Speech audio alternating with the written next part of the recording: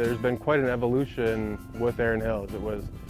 Land was purchased back in 98, 99, and construction didn't start until 2005. Really what you see on the property is kind of how we found the vast majority of our land here. We were announced the U.S. Open in 2010, and here we are in 2017. This is the first U.S. Open in the state of Wisconsin. And what we're excited about is, we want it to be successful for the state. We want people to embrace Erin Hills. PGA has been up at the Straits course, 3 times, and that's great. They have a Ryder Cup coming up, and I think having the U.S. Open here really solidifies the state of Wisconsin as a true, state that is passionate about our golf courses. It's been a 2-year process, just kind of understanding what the expectations that are of us. The only challenge is every year, we just don't know what kind of fall we would have before the Open, what kind of winter that we would have, our spring. So Wisconsin always presents some interesting challenges. It's been a cool spring for us. We've had a fair amount of rain, but we've been able to kind of work through that process. Where we sit right now, we're really happy with the overall course conditioning.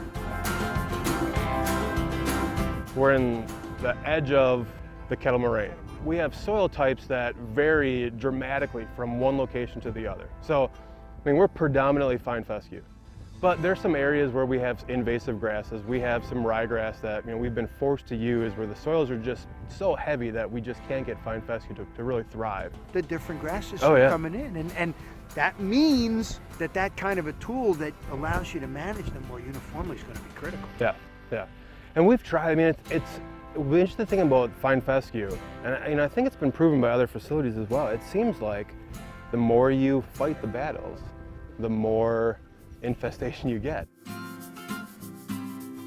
CIVITAS has helped blend everything in. So it started with this process of we wanted spring green up. We wanted a tool in our arsenal to say, that kind of helps blend or just kind of smooth. Right. And then from that, we've just learned all these other kind of nice added features. Even with the fescue, the process of it aging, senescing, we don't see that as much. We don't see those brown tissue on fine fescue. So, because you got 4 different grasses with 4 different growth habits, and in particular the fescue, not used to being cut as low as you're cutting. No. We don't see this in the United States very often, especially with an inland links sort of course like you have here.